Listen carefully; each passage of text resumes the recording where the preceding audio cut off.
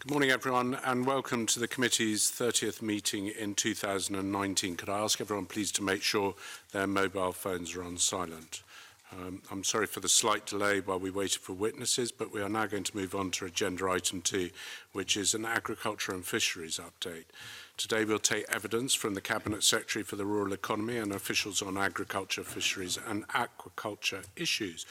I'd like to welcome the panel, Fergus Ewing, the Cabinet Secretary for the Rural Economy, Alan Gibb, the Head of Sea Fisheries, Mike Palmer, the Deputy Director of ACRE, Aquaculture, Crown Estate, Recreational Fisheries, EMF and Europe, and John Kerr, the Head of Agricultural Policy Division. Cabinet Secretary, would you like to give an opening statement of no more than 3 minutes, please? Thank you, Convener. I'm very happy to be here this morning to provide evidence in relation to both fisheries and agriculture. We continue to focus on the day job, the crucial business as usual process of securing quota for the fleet in the coming year.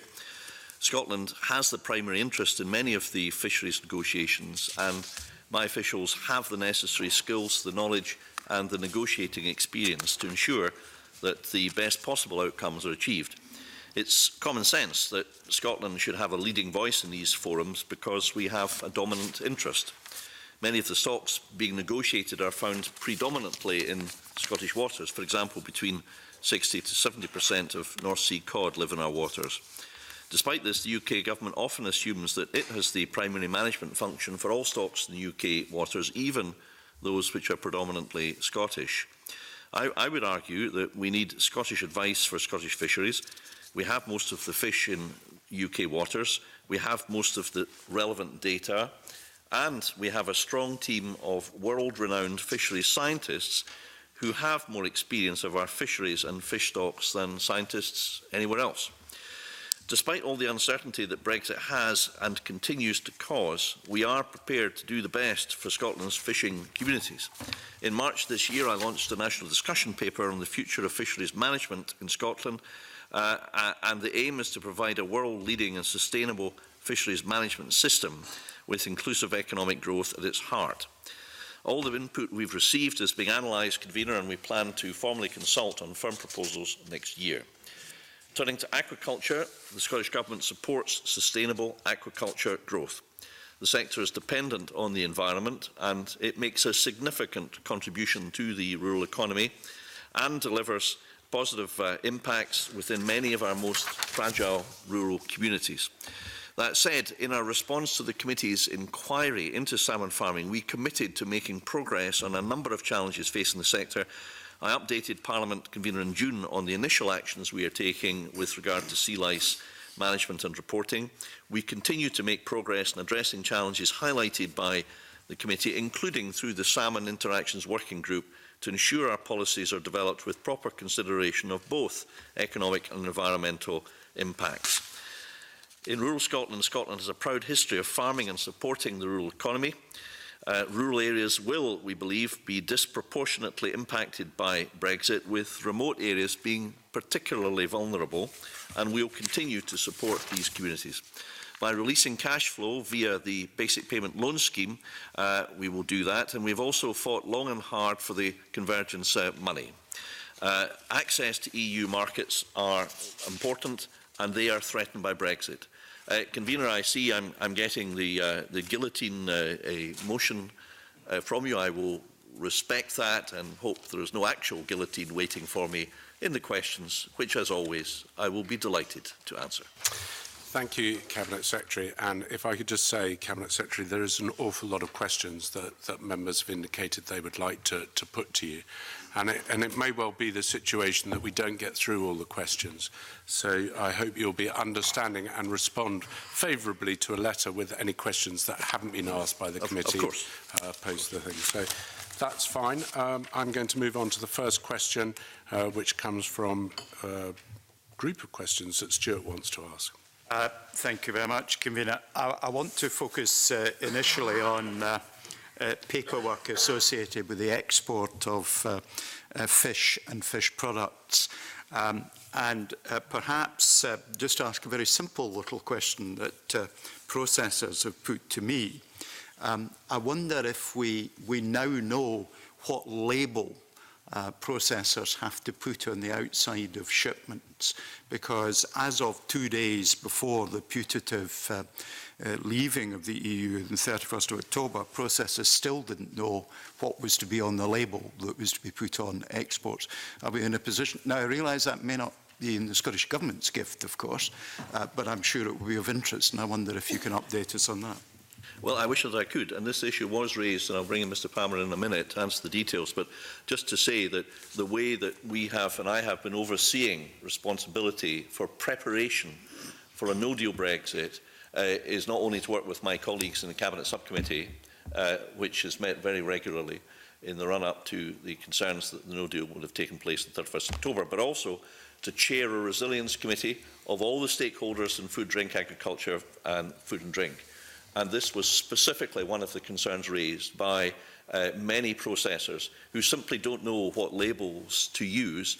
And in particular, if goods are to be sold as frozen, then of course they may have to be sold now for consumption in some time in the future. So not knowing what labels to use was a very practical issue. I wonder if Mr Palmer, with your permission, Mr Convener, can further update us.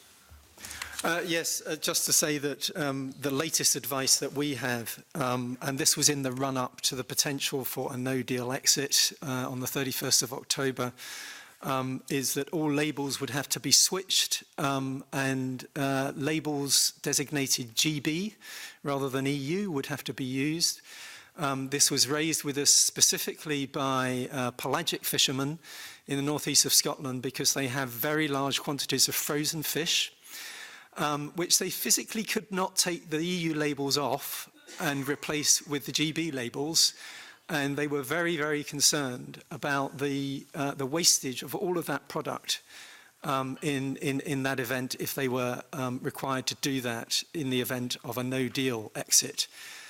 Clearly, we now have a flex extension, so we are not clear about what the nature of the EU exit will be in the future. But that was the situation leading up to the 31st of October, and it was very concerning to those processes. Okay, let me move on to the related matters of the paperwork that exports will require, which will take us from one bit of paper to 5 or 6, I understand. But in particular, the export health certificates, where I know from the North East of Scotland Fisheries Development Partnership meeting on Friday last week, that Aberdeenshire Council is of a view that they may have the previous estimates for the number of certificates they might have to issue may have been wrong by an order of magnitude. In other words, it may be 10 times the number that they previously thought it might be. Other councils, particularly some of the smaller councils, in the Western Isles being an example, have significant problems. And given that it's the case that the people who have to sign these certificates have to have particular qualifications, which I understand take them up to 5 years to gain, what assistance is it possible to give to councils and to exporters to ensure that we get export health certificates for these very valuable exports that are coming from our industry? And let me just put in the related matter of how you provide certificates when you consolidate in a single container shipments from various suppliers, and what the issues are around that. Because I understand there is a hub going to be in Lanarkshire, but I understand while that's excellent, it creates its own set of additional paperwork problems. Yes, this is an issue that has exercised us greatly in preparing for a no deal. And first of all, I should say quite clearly that we think that the need, even in the event of a no deal, for export health certificates can be obviated, can be avoided, if the UK government agrees to dynamic alignment, if it agrees that during the period following a no deal, they would continue to be obliged, subject to the laws and processes between the UK and the EU. There would actually be no need for export health certificates. At the last meeting I had with George Eustace some weeks ago now, I asked if he would apply, the UK would apply to the EU for this process, which could avoid the whole enormous problem from being an issue at all. And he said that he wouldn't because he thought the answer would be no, to which I said, well, since you haven't asked, how are you sure what the answer will be? And a very strong case can be made. And moreover, it's in the interests of merchants and customers on mainland Europe to avoid difficulties. They want the trade to continue as well, as I learned when I met colleagues in a deputation from Boulogne-sur-Mer who are working with Seafish and industry players in order themselves to work out a business solution. But in answer to your question, if the UK refused to do that, and if that option is not pursued by them, then we are very worried about export health certificates. Previous figures, Convener, that I've seen suggest that an additional 150,000 or 200,000 may be required, and the cost would range from 7 to 15 million. But that's just a prediction, and I think, as you've indicated, people have got different predictions. So this is a very practical problem. I've visited DFDS, the proposed hub. I worked with the Lanarkshire Council, South Lanarkshire Council, who's proficient in this. And finally, we've developed more proportionate processes. You mentioned a 5-year lead-in time for training. We have developed more proportionate processes to tackle this issue should it arise. But, you know, we've had the threat of a no deal on the 30th March, the 12th of April, the 31st of October, now the 31st of January. You know, maybe we should put a limit on the number of no deal extensions there can be, because it's the industry is getting more and more frustrated at not being able to be clear about how they deal with the no deal option. Let me just move on to the issue of overseas workers. Because as the Cabinet Secretary will be aware, in the fish processing industry there are very large numbers of overseas workers in the northeast of Scotland, approaching 70% of such workers. And I understand a number of processing factories are already, for exchange rate reasons and uncertainty reasons, running at 30% vacancies. And I wonder what the Scottish Government can do in working both with the UK Government and foreign governments to ensure that we continue to have access to the foreign workers in the fish processing industry, and indeed in the tatty, hauken and fruit industries, where there are seasonal requirements for workers, as well as in fish processing, where it's a year-round requirement. Well, I think the workforce issue is, in my view, potentially the most serious of all, and that the current difficulties can only be exacerbated by Brexit. They can only be made even worse. And that's the case across the whole rural economy and processing, but also in fishing vessels. I'm hearing increasingly that skippers are finding it very hard to get sufficient crew. And therefore it's a problem across the whole sector. What are we doing about it? Well, the Scottish Government is very clear that people are welcome to come to Scotland. This is something that all members will know. We'll have heard the First Minister's leadership. What have we done? We've set out a commitment for a Come to Scotland campaign, and we're working towards a package of measures to attract and retain people in Scotland. And our Stay in Scotland campaign is highlighting the need for EU nationals to apply for settled status and providing advice and support for them. So I'll just stop there, Convener, because I don't want to use up unnecessary quantities of time, but this is a very serious issue indeed. Jamie, did you want to come in on that? Thank you, Convener. Good morning, Cabinet Secretary. Good morning. We had an interesting roundtable with the fishing industry recently. I'm sure your officials watched that session. And one of the comments made was that, particularly around crewing of vessels, that both the EU countries and the UK were backfilling workforce from Africa and Southeast Asia specifically. Now, I appreciate immigration isn't a devolved matter, but I wondered if the Scottish Government was aware of that situation, and if there were any particular plans in place to look at how we could use that workforce that's non-EU related. It's a good point to make, and as I say, I did already allude to the fact that this is a very serious problem. And in our national discussion paper, we focus on the need to attract new young people into the fishing sector to make it more attractive, I think. But in response to the detail of your question, I wonder if I can invite Alan Gibb to respond, Convener. Yes, thank you. Just on that particular issue of non-EU, non-EEA rather, labour, you're quite correct. There is quite a significant reliance by the Scottish fishing fleet on backfilling labour on that, although we try and ensure that fishing is an attractive creative choice for our domestic workforce as well. The issues that are facing the Scottish fishing industry is that this non-EEA labour tends to come in on transit visas, and those transit visas are entirely inappropriate for a backfilling of this nature. The transit visas themselves mean that the fishermen can't operate inside 12 nautical miles inside our inshore waters, which doesn't sound like a lot, but on the west coast of Scotland, because of the geography, actually is a significant area of sea that is lost, and there's challenges there resulting from crewing. But perhaps more challenging is that the transit visas mean that those individuals from the Philippines and such places can't actually leave the boats. They have to reside on the vessels. It's, it's a terrible situation.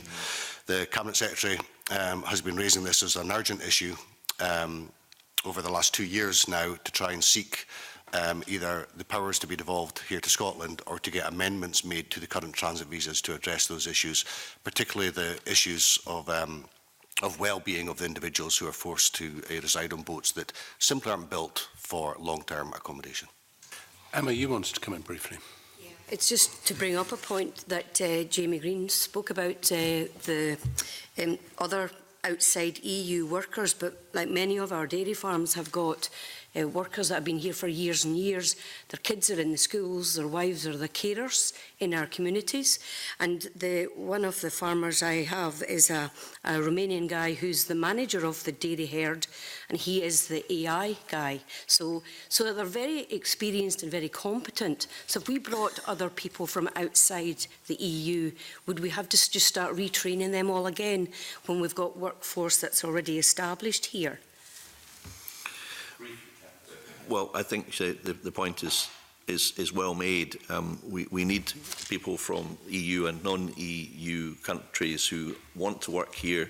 They're welcome to work here. We want that to continue with as few restrictions as possible. But sadly, the UK immigration policy doesn't seem to be on the same wavelength as Scotland. Okay, we're going to move on to the next question, which will be from the Deputy Convener, Maureen Watt. Maureen. Thank you, Convener. Good morning, panel.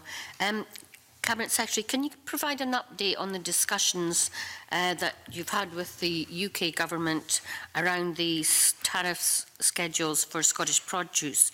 What can the Scottish Government do to assist vulnerable sectors who may be impacted by the tariff and non-tariff barriers, such as, in particular relation to this committee, livestock, aquaculture and shellfish sectors? Well, I would be much happier had there been discussions with the UK Government on proposed no-deal tariffs. I've met on numerous occasions with UK ministers and have raised these matters repeatedly, and we haven't, I'm afraid, been involved in any of the discussions whatsoever. The proposed tariffs on the lamb sheep meat sector, 40–50%, would be devastating.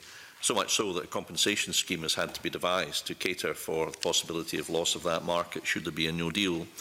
But also concerns in the meat sector and in relation to cheap imports as well are apparent. And the egg sector, and I met representatives of the Egg Council in the last couple of weeks, and they're concerned that eggs produced with no observance of the high standards that apply here would undercut them and cause real problems. And that would be very damaging indeed. So, I mean, I could go on, Convener, as you know, but this is a really frustrating situation that, although we've got such a clear interest, there just haven't been discussions with the UK Government, and they haven't changed the tariff rate, the list of tariff proposed. And I think the Prime Minister, when he visited a farm in Aberdeenshire, said he was going to do that, but he hasn't done that. So it's maybe a question for him. And is it the case that, regardless of when the exit date might be, these discussions are something that will go on for years and years? Well, the discussions about pre-Brexit have gone on for several years, have they not? There doesn't seem to be any end in sight. And I guess post-Brexit, I heard Mr Barnier say that the target for sorting out trade issues was just ludicrous, unachievable. By the nature trade agreements with other countries are complex. By their nature, they are time-consuming. It is naive in the extreme to put forward such ridiculous predictions as the UK government has about the likelihood of successful fruition and conclusion of such agreements. Thank you. Thank you, Maureen. Just really because I should have done this at the beginning, so I stand to correct myself, which occasionally I do. I'd hate anyone to think that there hadn't been a declaration of interest at the outset, especially those people with unprofitable fields who'd already asked questions. So to save him being embarrassed, I'm going to start off with just making clear that I have an interest in a farming business, and it is disclosed in my declarations of interest. And if any other members would care to join in at this stage and make that declaration, Peter, I see you do. Absolutely, Convener. I need to declare an interest in a farming business as well, and it's as well that you remember that that needs to be done. Thank you. Stuart. Just for completeness, I do have 3 acres which are registered agricultural holding. I derive no income whatsoever from that. Thank you. I'm glad we got that out of the way early on, and I apologise for members not doing that at the beginning. The next question is from Jamie Green. Jamie. Thanks, Convener. I've got no income to declare from farming, but we take huge interest in it, as I'm sure all members do. Can I move on to the issue of standards? I think it's something that gets picked up on quite a lot in the media, and there's a lot of toing and froing, much of which I'm sure is political narrative. But I think it's important we maybe dig below the surface a little bit. Do you foresee a situation where Scottish producers will in any way seek to take opportunity of reducing standards because the regulatory or legislative environment will have changed in the future? So just if a trade deal is done that involves a different regulatory regime in the UK to the current one that we have as part of the EU, do you any of the conversations that you've had with producers, any notion that there will be any attempts to reduce standards in any way? By whom? By producers, agricultural producers, be it no, I don't detect that. On the contrary, actually, the impression, I mean, it's a very general question, but you know, whether I visit farmers or processors, the message I get is that there are high standards here, and that they expect that they should benefit from continuing to comply with those high standards, because if they don't, then non-adherence to EU standards is likely to result in a bar from the EU market. In other words, if we don't apply the same standards as producers in the EU, then the EU will not agree to future trade deals, if in the event of a no deal in particular, where we say that we are not going to abide by the same high standards. So I don't see that producers are seeking a reduction in standards. I think the concern is increasingly from the agriculture sector, Convener. I'll just finish with this point. I know there's lots of questions, but for example, in beef imports, I think increasingly there's lots of concern that countries in the world, and I don't think I should name them, but we have some evidence already, are not observing standards in relation to beef cattle, for example. There's no provenance at all in some countries, none.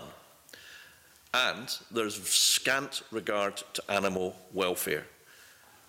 Thousands of cattle reared in deserts, using valuable water that should be used perhaps more fruitfully for other things, dead animals pulled out by cowboys with their tail legs tied together.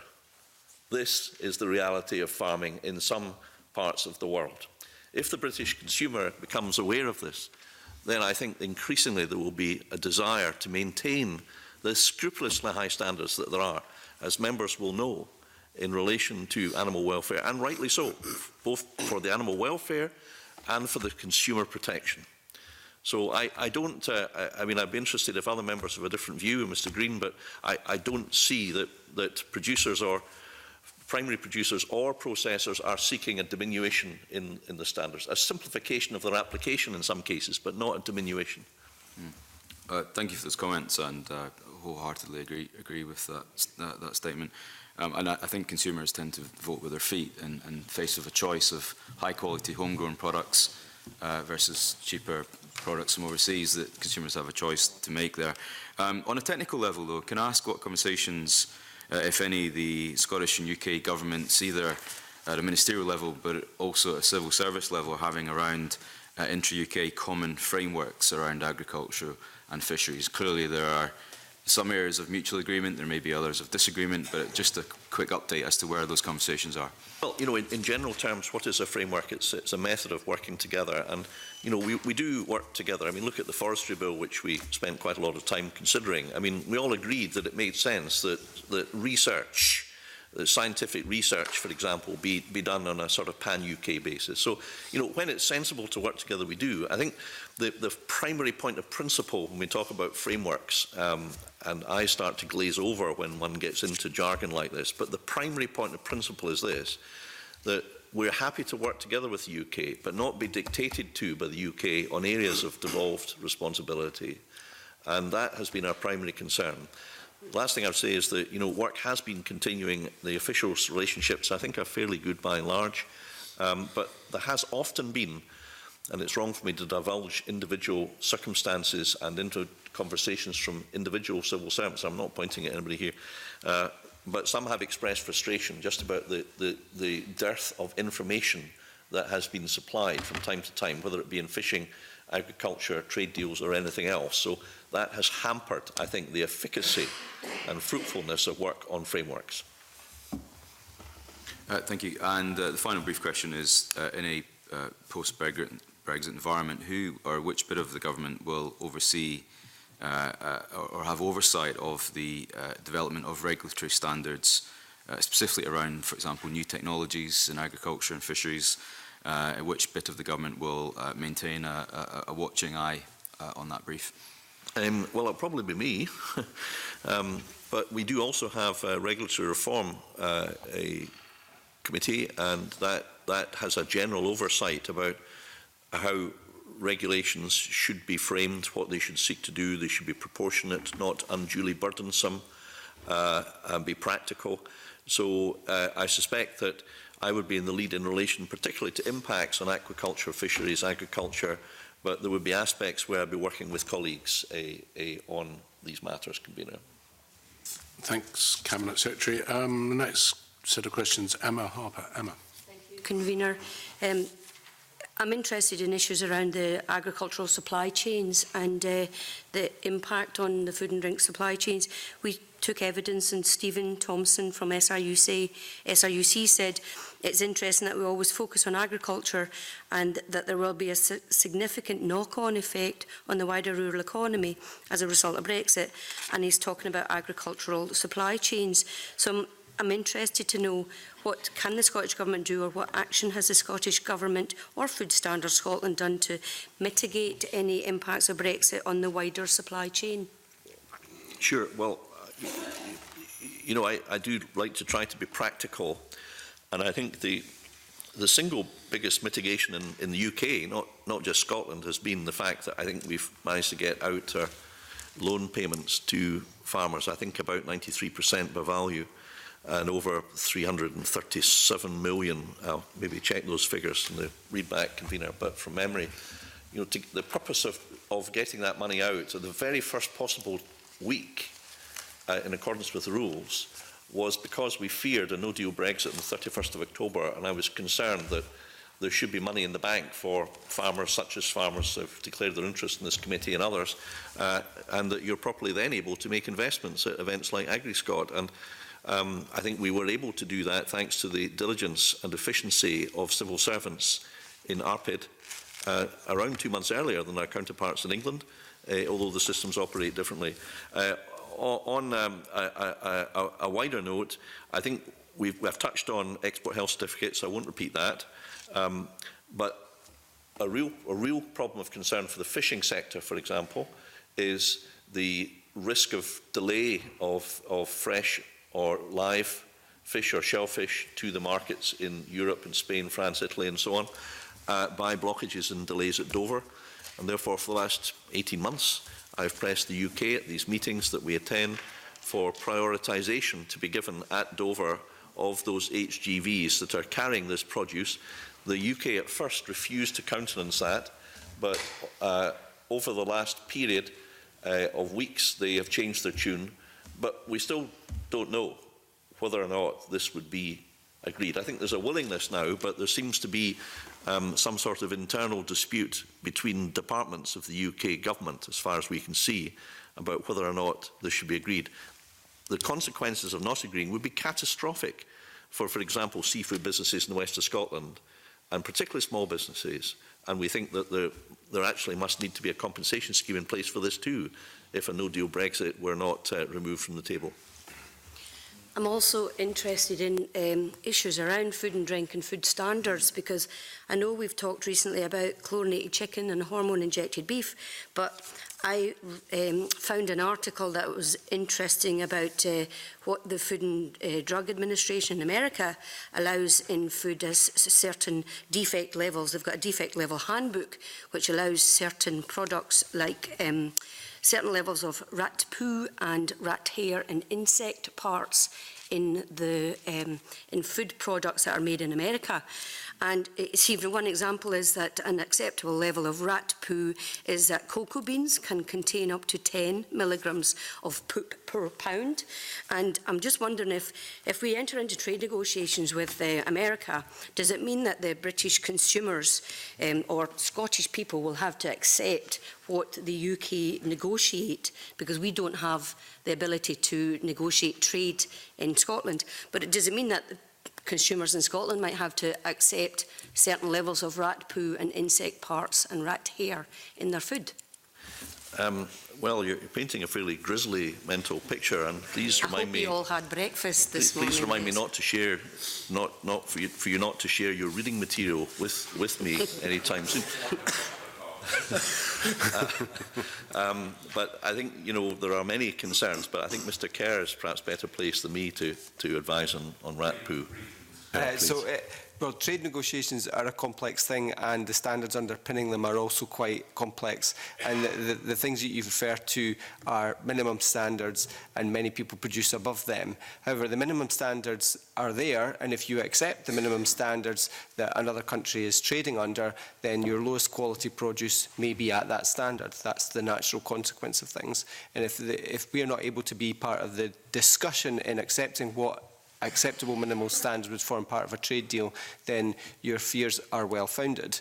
But it shouldn't be you shouldn't wholly expect that would be the natural progression to lead to that amount of rat poo being in your shreddies or whatever for your breakfast. We were talking about not I don't want anyone to be put off their morning cereal. I think it was in chocolate, which is not produced in Scotland anyway. So maybe we'll leave that there, unless you've got a follow-up question, because I'd like to move on to Angus.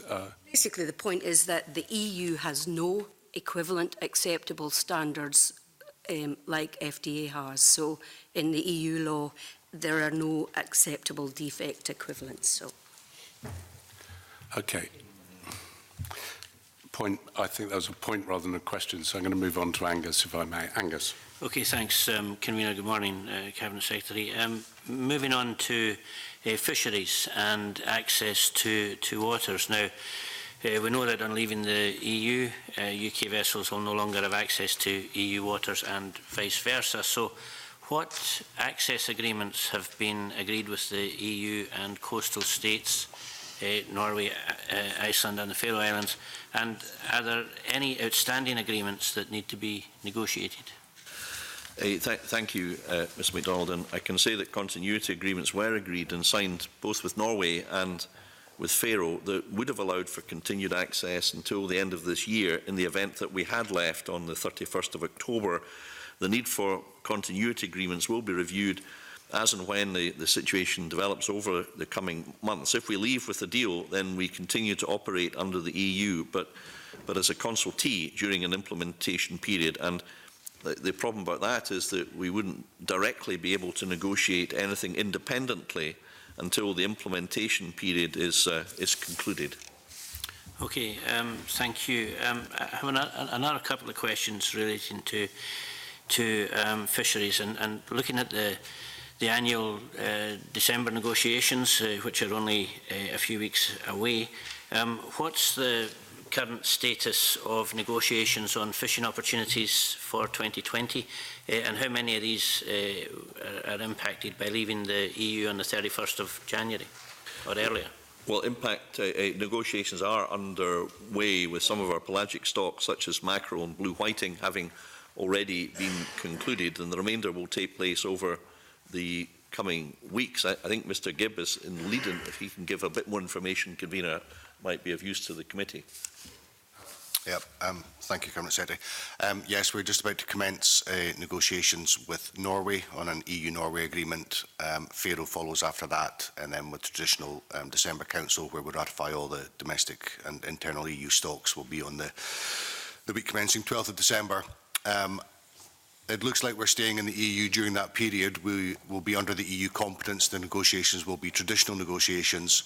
But as the Cabinet Secretary suggested there, we will have to review diligently throughout the negotiations to see if there is any impact going forward on what might be agreed as a preemptive or a precedent to the UK leaving the EU rather than the norm, and we'll be focusing and keeping a very clear eye on that going forward. But I hope they will be relatively traditional, if not overly fruitful this year. Okay, thank you. And turning to the concerns with regard to the EMFF funding that we've been hearing in recent months, clearly, you know, leaving the EU will mean losing access to that particular funding, which aims to support innovation in the fisheries industry. Now, what alternatives are there to the EMFF funding that is the Scottish Government considering? You know, for example, are you looking at a levy, an industry levy for fisheries? Well, the EMFF has been largely funded from the European Union in the past, and it's been a very valuable source of funding for the marine sector, including ports, harbours and businesses. We have sought but not obtained clarity from the UK, who have responsibility, after all, for taking over funding from EU. It's their responsibility. They want Brexit. They need to come up with the money, and we haven't got clarity about that. Now, there's a lot of detail, and maybe I could just park there, and Mr Palmer, I know, can provide factual detail to the committee to supplement my general remarks. Mike. Yes, certainly. I mean, the current situation with the EMFF is that because our belief is that the UK government did not negotiate a sufficiently large amount for this programme. We've already pretty much run out of money in the current EMFF, certainly on the fisheries line and on the processing line. The UK government did commit some further funding for this year and next year and the following year of £16.5 million. So we have a little bit of a bridging funding for that. But as the Cabinet Secretary says, we remain in very uncertain territory in terms of what the intentions are longer term post-EU exit in terms of succession funding. Our position is that Scotland's marine sector is the largest in the UK. It has a very, very wide range of very significant needs, and that it should be supported appropriately. And we've been lobbying the UK government on that basis, but we still have no clarity from them as to what kind of investment levels would be forthcoming in the future. And is there any indication, excuse me, is there any indication as to when you will get clarity? No, presumably. Okay, if I could continue, Convener. Just looking at the issue of VMS data, we know that normal access to VMS data is at risk, and it looks like Marine Scotland won't be able to receive the data from other flag states and will only have access to the location of domestic vessels. So, post-Brexit, how will Marine Scotland and the UK government work together to handle issues such as potential conflicts at sea and potential loss of VMS data for EU member states' vessels? Well, we are committed to providing a funding to enable the installation of electronic monitoring, including CCTV. We've set aside £1.5 million, Convener, and new tracking monitoring will be introduced across the inshore fleet. The aim is to do so, if possible, over the next 2 years. The scallop sector is leading the way with REM cameras to be installed in 2020, and I think this is an extremely positive move. With regard to gear conflict, this is a serious problem, although I think there's a relatively small number of vessels and individuals involved. But I wonder if I could pass to Mr. Gibb just to give a bit more amplification on that, if I may, Convener. Thank you. Yeah, thank you. Cabinet Secretary outlined future proposals for the modernisation of our inshore fleet. I think the other part of the question was really about the potential risk to loss of data by EU vessels operating in our waters. Currently, Scotland, the UK can monitor. Scotland can observe the presence of any Scottish vessel anywhere in the world, and any vessel in our waters over 12 metres, which is probably what they are all over if they've travelled to get there. Going forward, if there's no actual agreements on data sharing, which we expect there to be, because there is reciprocal benefit, everybody wants to know where the management of the fleets are. But as a coastal state, if that's where we end up, there's such things called agreed records, and at the annexes of those agreed records, there will be stipulations about data sharing, whereby that would be a condition of access. So if you want to have access to Scottish waters, and you'll have to share your data, we would imagine and would be happy to reciprocate that data sharing to other coastal state nations, as it's beneficial to both parties, and that's how we envisage it working going forward. And I'm going to bring in John Finney on this. John, I think you had some questions. Yeah, thank you. I had a supplementary to Angus's question, if I may. Good morning, Cabinet Secretary panel. Excuse me, Cabinet Secretary. The Marine Scotland is responsible for enforcement of fisheries regulations, marine planning, conservation and licensing in Scottish waters out to 200 nautical miles. Now, the committee's heard from a number of witnesses on this. If I can quote a couple, please, to you. Professor James Harrison of the University of Edinburgh told us there are significant challenges in policing inshore at the moment. We heard from Alistair Sinclair of the Scottish Creole Fishermen's Federation, whom I'm sure you'll be familiar with. And Mr Sinclair told us Marine Scotland is unable to police the inshore waters as matters stand. There have been numerous incursions within the marine protected areas around the coastline of Scotland that were hard fought for by me and many others, such as the Coastal Communities Network. Until Marine Scotland properly addresses the inshore situation, how, in the name of the wee man, are we going to police offshore waters? Cabinet Secretary, I mean, this is an issue I've raised on a number of occasions, both yourself and your colleague, Cabinet Secretary Cunningham. And there's been a lot of public awareness about the Channel 4 documentary that was covered. It was headline, or the news item, the illegal fishing damaging Scotland's Great Barrier Reef. That's not news to me, and it certainly isn't news to you. We can't police the existing arrangements. How can we have confidence that future arrangements will be policed? And what consideration have you given to the reinstatement of the 3-mile limit and the benefits that that could bring to coastal communities? Well, there's lots of material there. And first of all, we take all these issues very seriously. And second of all, from my own personal observation, the work that our officers do in the enforcement sector is highly professional. And I don't know that I would accept some of the assertions that have been made there. I would just go back a step and just say that one of the purposes of the rollout of the remote electronic monitoring is precisely to provide an incontrovertible evidence about where vessels are, and with CCTV, what they are doing. And I think, that's in the interests of everybody. Those who claim, as Mr Finney has done, that there are serious breaches, and also the interests of the fishermen. It's very worrying if you don't accept that there's been serious breaches. These are matters of fact. They're not matters of my personal opinion. Well, if I may just continue and answer the question, let me just complete the point I was making and then address the further point that Mr Finney has introduced. I started off by saying we take these matters very seriously.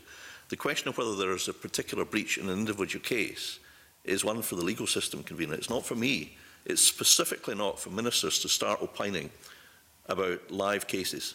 That is something that I think, as we all know, we cannot do. And I think I'm being invited by implication that by not doing that, I'm saying there's not a problem. I am not doing that.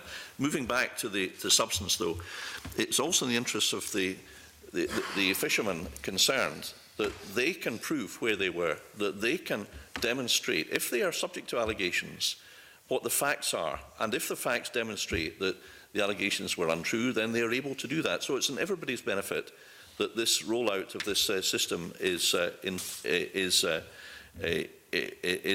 introduced. So, you know, we do take these things very seriously, and rightly so. You know, I hope that people do recognise the professionalism of the work involved. I don't know if Mr Gibb has got any... Cabinet Secretary, I'd just like to bring John back in, because I don't think John was ever impugning the work of the people on the ground.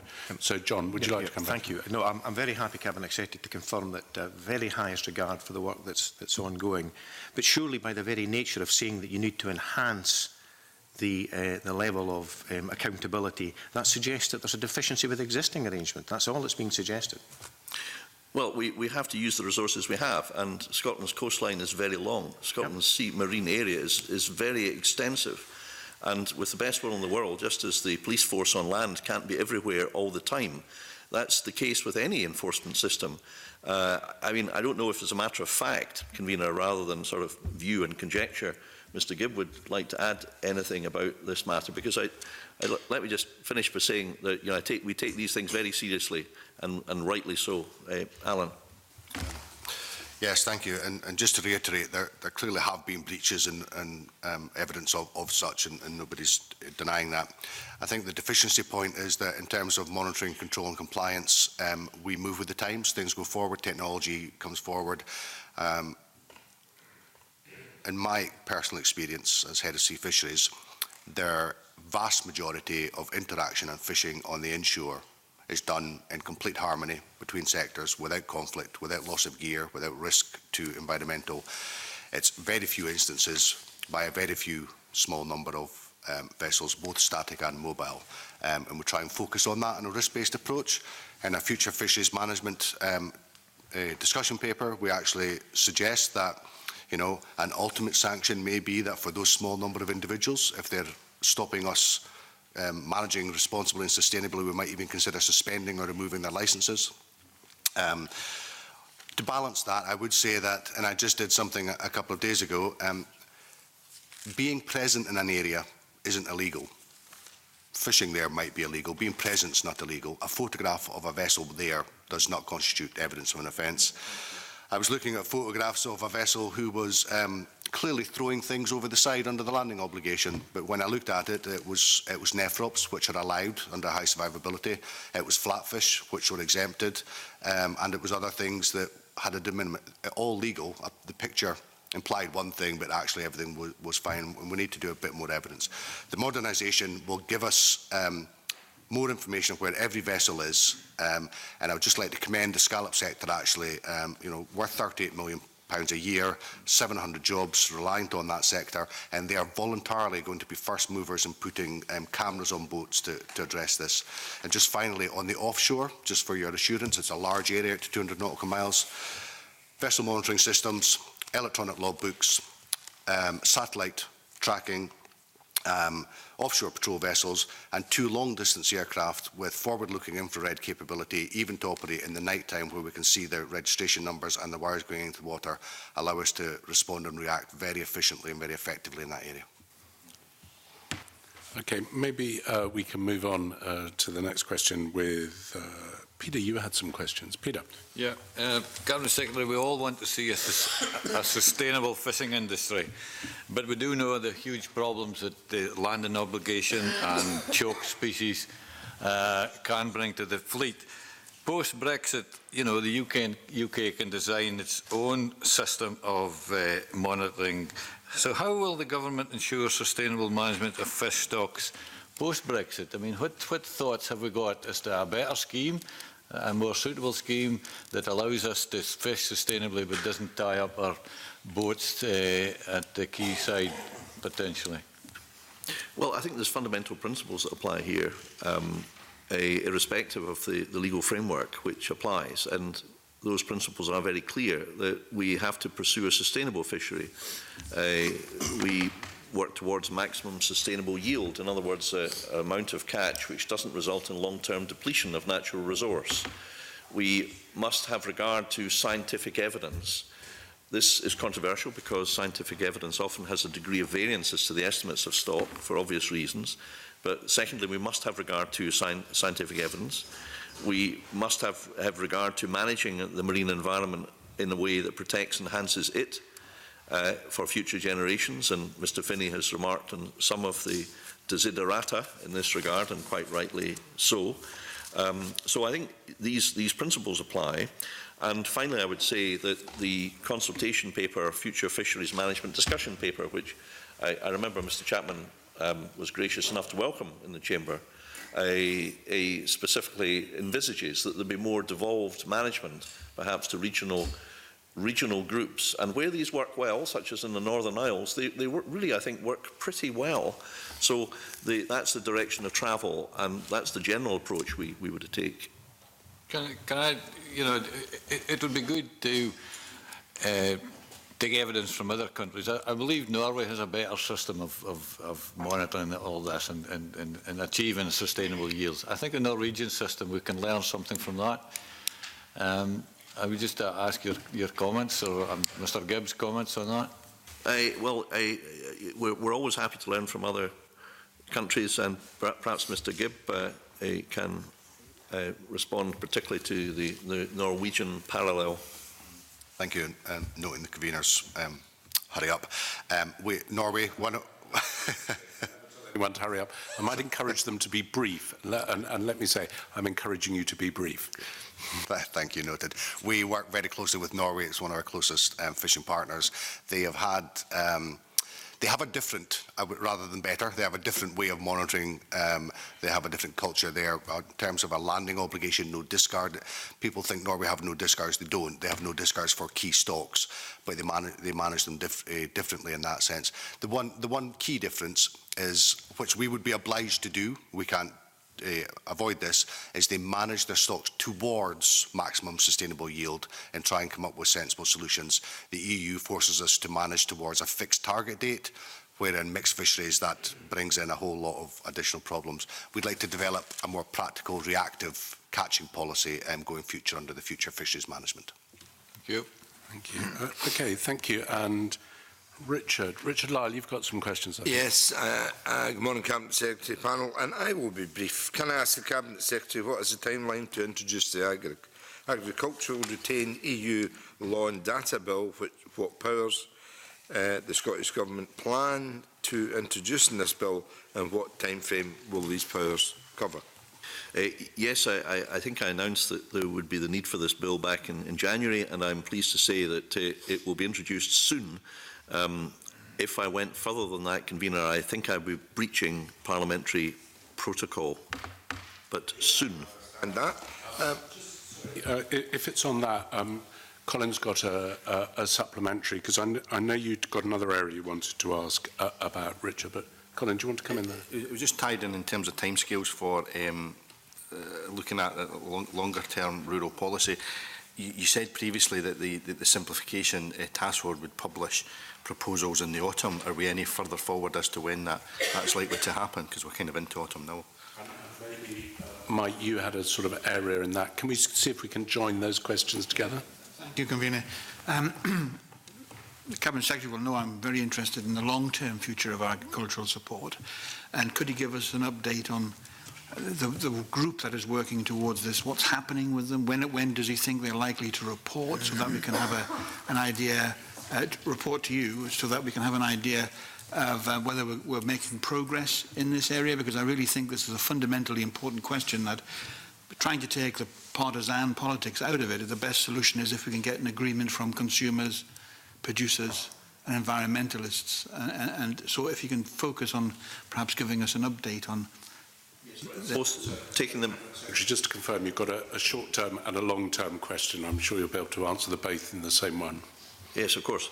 Short-term, soon. Long-term, later.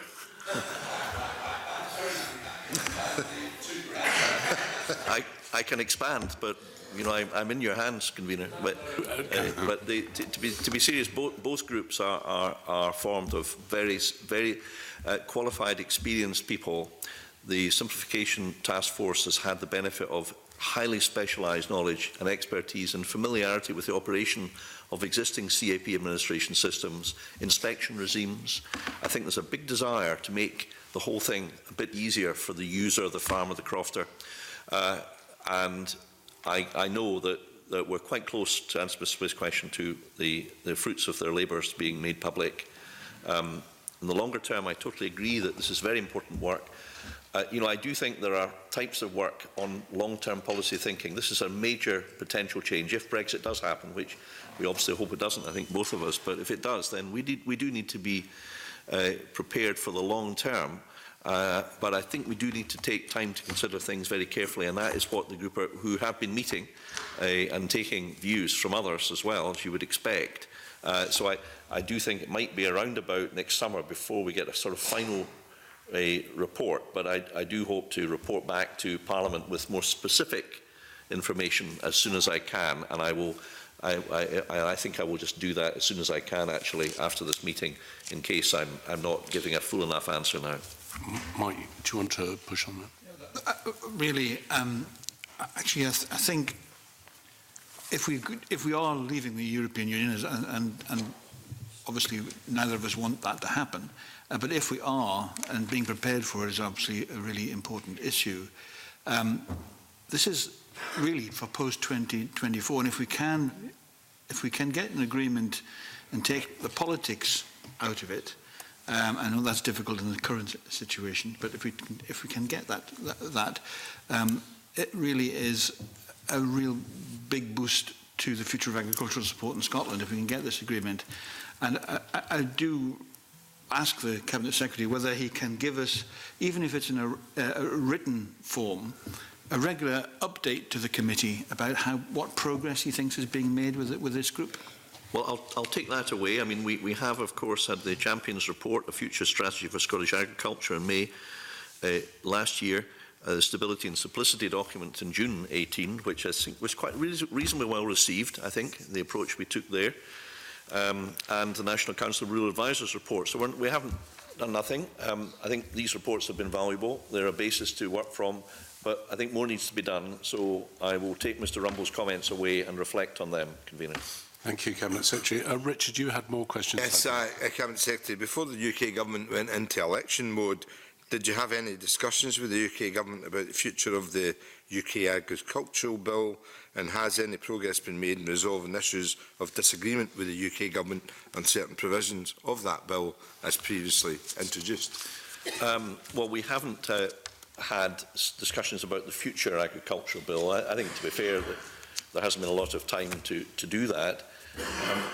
If it's the same as the previous agriculture bill, then we did object to it, I think, on 2 or 3 grounds of principle, that it, in our view, took powers away from the Scottish Parliament in specific areas. On the other hand, the bill would have, Convener, paved the way for repatriation of a proportion of the red meat levy, and that was to have happened by April next year.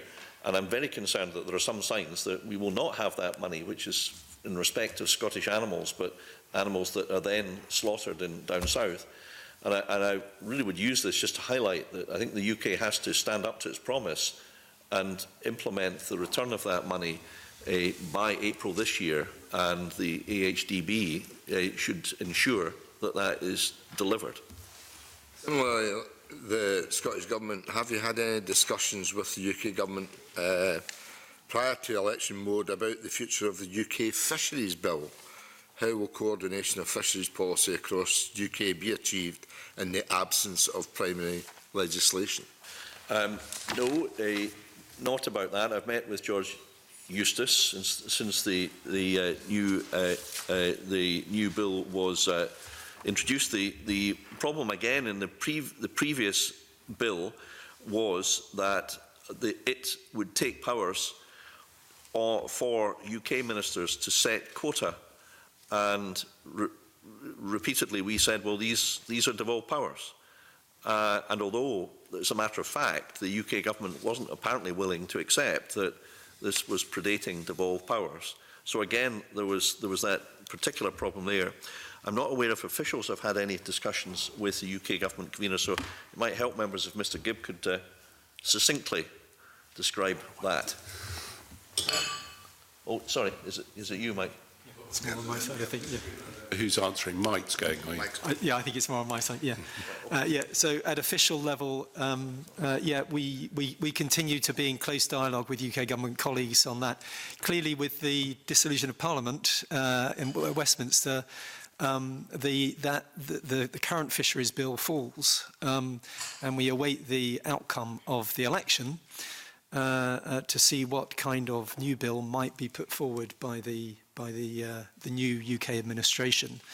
As the Cabinet Secretary said, we did have some constitutional issues in terms of the devolved reserve split within the previous draft of the bill. But maybe a key point that I would wish to make is that it's not requisite for us to have a UK fisheries bill in order for us to properly manage Scottish fisheries. We can carry on and do that. Yes, so it's not a problem for us to successfully manage our fisheries. Thank you. Okay, Emma, you've got some questions, I think, on a different subject slightly. Yes, we update about the Good Food Nation bill. So I know that while the UK government, there's bills falling, we get to continue to get on with the day job in Scotland, and the Good Food Nation bill, which has been presented in the programme for government, it says we're working towards a Scotland where people benefit from and take pride and pleasure in the food we produce, buy, cook, serve and eat every day. And so it goes on to say that we will lay before Parliament a Good Food Nation bill to provide a statutory framework to support this ambition. But the Good Food Nation bill cuts across agriculture and fisheries and many portfolios. So I'm interested to know about the Scottish Government's objectives with the Good Food Nation bill, and is there a timeline for introducing it? Yes, 2 questions, 2 answers. The objective is to provide a statutory framework to support our Good Food Nation ambition and to deal with matters that Emma Harper has set out. Timeline, the work is underway to draft the bill, and we plan to publish it as part of the legislative programme set out in the programme for government for this parliamentary year. Okay, thanks. Okay, Angus, you've got some... sorry, do you want a supplementary comment? I'm just going to ask the Cabinet Secretary if that bill will include a statutory right to food within it. Well, we're considering that issue along with many others in relation to other parts of government which have direct responsibility for matters relating to human rights, and I believe there's a task force that looks at that. It's not within my purview, but we are looking at these matters very carefully along with colleagues, and obviously it's something that I'm sure we will come back to. Okay, thank you. Angus. Thanks.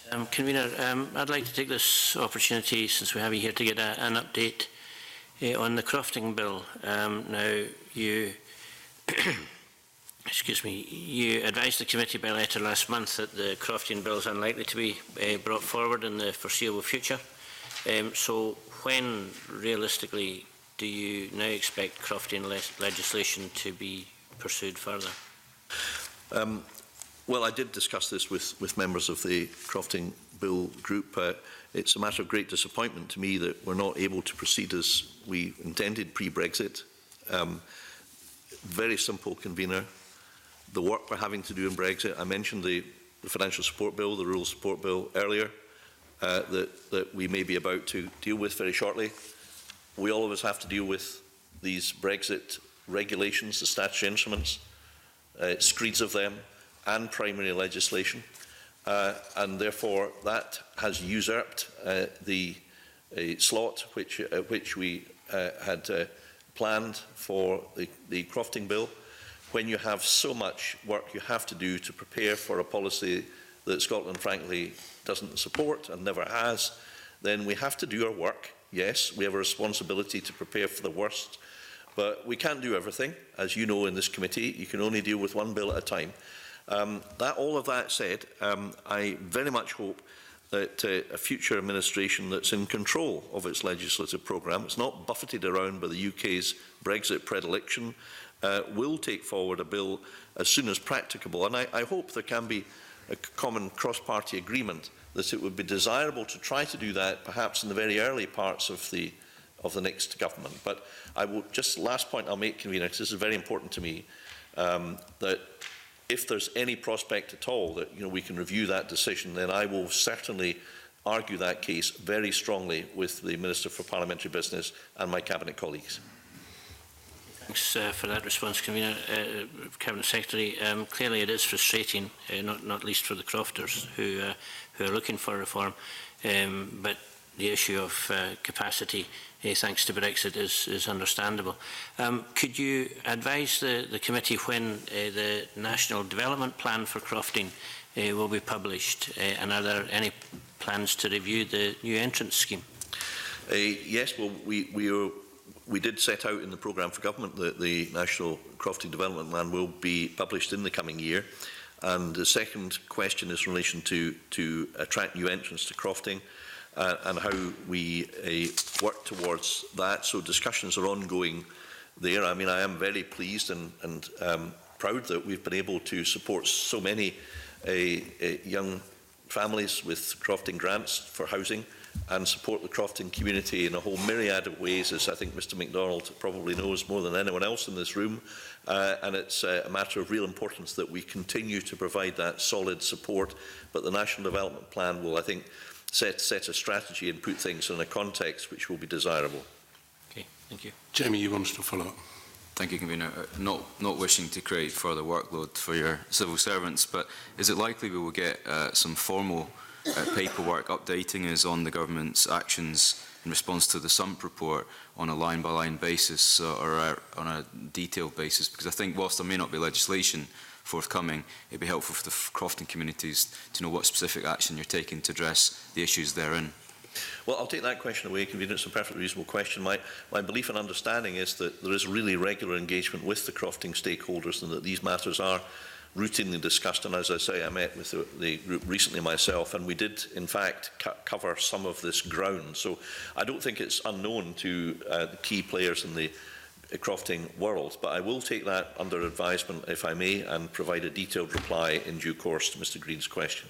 And Cabinet Secretary, just to clarify, when you spoke to the committee about that previously, you said there were some areas of the SUMP report and some of the recommendations in crofting from the crofting groups that didn't require legislation and can be resolved by other means. And I think that's specifically what we'd be looking at, to see if there are some benefits. If I remember rightly off the top of my head, there were things like advertising and forcing crofters to pay a fortune to advertise in local papers where it could be done online and things such as that. So it'd be very useful to have that information from the we will provide that at the same time. Thank you, Cabinet Secretary. The next question is from Maureen Mott. Maureen.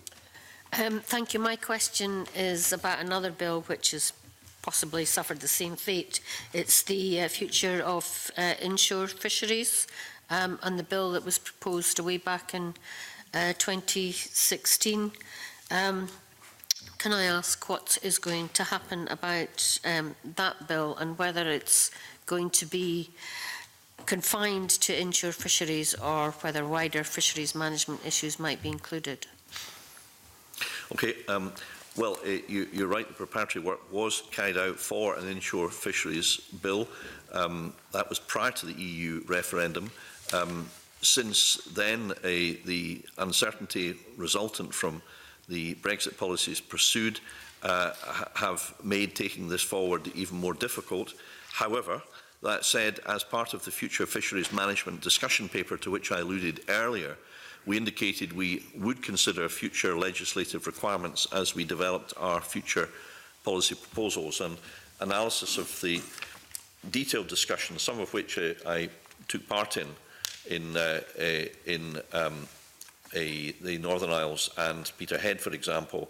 These discussions were very detailed, informed by real useful practical insights from people involved in inshore fishing and the rest of the fishing community, and analysis of the discussions is taking place, and I very much look forward to seeing the fruits of that labour when officials bring forward a consultation paper next year.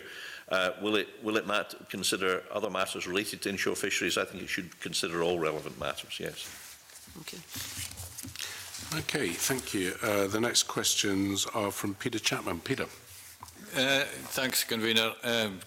Cabinet Secretary, I'm interested in the letter we received from you yesterday, where you outlined that after a meeting with the Scottish Crofters Federation, that you had suddenly found an extra £10 million to be spent supporting crofting and crofters. Now, that's very welcome for crofting and crofters, I'm sure, but I do wonder, where did this money suddenly appear from?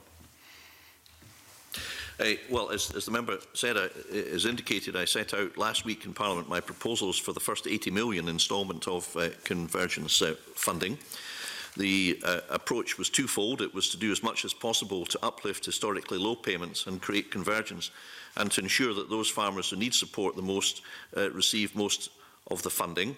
This involved targeting the resource at farmers and crofters in less favoured areas, and also to meet my commitment to maintain the level of funding in the less favoured area for 2019. The details are in the information I provided to Parliament last week. Following the promulgation of that information, we received strong representations, particularly from crofters and hill farmers. We listened very carefully to those views over the intervening period, and I came to the conclusion that the aims and the principles which I laid out to Parliament would be better achieved and implemented if we were able to be more generous to the crofting community in particular. And I felt that, therefore, it was correct to do the right thing as quickly as possible and respond after I had listened very carefully on Friday, Saturday, Sunday and Monday to many representations that I was made. And I felt it was right to recognise that we had not gone quite far enough to provide a fair outcome for crofters in particular. And I took the opportunity, therefore, to seek a meeting which we had by video conference yesterday afternoon, and to listen to views from senior representatives of the SCF. And in the course of that, we indicated our desire to extend an additional £10 million. And we haven't allocated precisely how this will be deployed, but it will be deployed for the benefit of those who are farming in our most fragile areas. I felt that was the right thing to do. Where does it come from is Mr. Chapman's question. Let me be absolutely clear. Of the convergence monies, we had intended to earmark £15 million to be transferred, as is customary, from Pillar 1 to Pillar 2. I decided that instead of so doing, £10 million of that £15 million will be deployed instead to provide direct support for crofters and those farming in fragile areas. I felt that was the right thing to do. I may say, Convener, that I've having succeeded in winning the convergence campaign, and I was very pleased that that we did that, and the stakeholders' unity. The unity of the stakeholders was a key component of that, actually, at an earlier stage. I'm absolutely determined to do the right thing here, but I'm aware that in doing that, it is probably impossible to please absolutely everybody. It's a matter of balance and judgment, but I do hope that by the action I took yesterday, Convener, before Purdah, obviously, so I had to do it very quickly, I do hope that we have shown that we have listened. And very often people out there who are scunnered by politics are basically scunnered when politicians don't listen. So we've listened and we've responded, and I hope that others will agree that we've done the right thing. Cabinet Secretary, you must agree that this decision and this sum of money has appeared at breakneck speed. It's almost unbelievable. You met with the SCF yesterday, and literally within a few hours, you have found a solution, found the 10 million, and written a letter to the REC committee. It seems to have been done with undue haste. Why the undue haste? Well, I respectfully disagree, but I must say it's quite refreshing to be accused of acting quickly in government. Just as a point of information, there's only, there's only two individuals on this planet who have ever accused me of acting too quickly. One is Mr. Chapman today, and the other was then a prominent North East businessman who took exception to a wind farm off the coast of Aberdeen when a decision was taken to grant consent for that within 7 days of receiving the relevant information. And that other gentleman, Mr. Chapman, was the now President of the United States. I must say that this looks to me like a plan rushed through to help your Westminster leader, Ian Blackford, retain his seat in 5 weeks' time. Hold on. Whoa. Now, I understand that we are in an election period, and can I just say that the presiding officer has made a very clear judgment in the chamber that when it comes to electioneering, he will know when people have overstepped the mark. Now, I believe in this situation, Mr. Chapman, you have overstepped the mark. And what I would say to all members of the committee, please, is that we have to hold the Cabinet Secretary to account on matters to do with Scotland, rural economy. And I don't want to have arguments over elections. Now, I am also going to point out that the Cabinet Secretary is entirely right. The protocol for the UK general election guidance was met with the UK use of public funds, but it was met. And I don't think that, Mr. Chapman, that your views are probably best kept outside the committee and not inside the committee. I would like to defuse it, if I may, by asking a question to the Cabinet Secretary. Cabinet Secretary, you say in your letter to the committee yesterday you met with the Scottish Crofting Federation. Have you met with the NFUS since your announcement in the chamber last week? And if so, what did they say? Okay. I haven't met with the NFUS since the announcement last week. However, I have had an informal discussion with the president of the NFUS. Just for the sake of completeness, I've also had informal discussions with the senior figures in the Scottish Tenant Farmers Association and with the Scottish Land and Estates. Now, Mr. Chapman is quite right to say this was done quickly. I think, you know, on occasion, sometimes it's right and it behoves us, where there are serious concerns, to act quickly. But I think to answer your point, I did take the opportunity to have, because it wasn't possible to have meetings with everybody, discussions with those who perhaps have a clear interest. And could I just make one final point? That if I may, just to draw you back to that question, Cabinet Secretary, is that you haven't met with the NFUS. And my question to you is, they appeared to be distinctly unhappy with your announcement in the chamber. And do you think it was a mistake not to have found time to meet with the board of NFUS before you made this announcement? I mean, I did answer your question as posed, Convener, but could I just for the sake of factual... No, sorry, just 2 seconds. I'm sorry, I'm allowed to ask questions, Deputy Convener, and I realise you may have a strong point of view. It is unhelpful to me. I've explained to the committee that I am slightly deaf. To have people talking in my off to the side, I find it really difficult. So, Cabinet Secretary, sorry. I did try to answer the question you posed, which was, did I meet with them since last Thursday? The answer is no, but I should say, Convener, that I did have a lengthy meeting with the NFUS prior to taking the original decision. I met with Mr McCormick, Mr Hall, and 2 other officials. We had a discussion for about an hour. At that meeting, they presented their proposals. They hadn't presented them to us before the meeting. We said we would study them. I have since studied them. I did say in Parliament last week that there's many areas of common ground. If you look at the document that Mr Hall prepared, we agree that there was possible advantages and disadvantages to any method of distribution. We agree that a voluntary coupling element to the package was desirable. We agreed in the desirability of assisting all farmers, because I think it's important to say all farmers and crofters in Scotland lost out. All of them. Not only crofters, although crofters and hill farmers arguably lost out in a more profound way in many instances. So, you know, to defend myself, Convener, against the charge that I've shown preference to one stakeholder over another, I personally don't think that that is a charge that they would choose to make, because I actually think that farming is served best when everybody is working together with the minimum politics.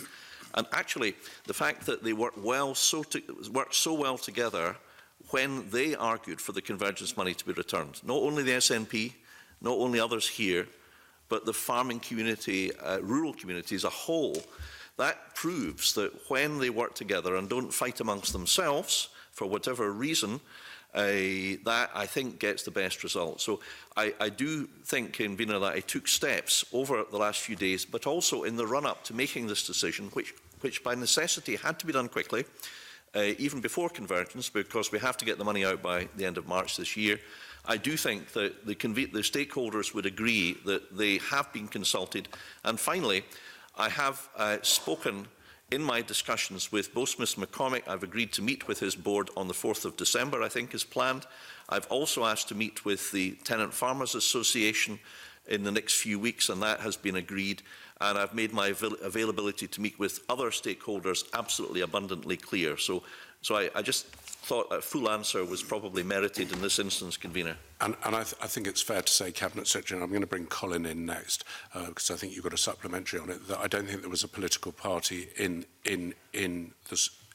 Scotland that didn't support the repatriation of convergence money. And I think it is a win for everyone to have got that money back for Scotland. Colin. Thank you, Convener. Obviously, the announcement of the £10 million has been made, but there's no detail as to how that funding will actually be allocated or when it will be allocated. So, could you tell us when we'll get that information? Okay. Well, in the letter to the committee, Mr Smith, as you've seen, the measures we're considering are redistributing a further £10 million in 1920 to those farming and crofting in Scotland's most challenging land, and secondly, commencing work on a replacement for Elfast to be developed with the involvement of appropriate stakeholders. When will more details will be available?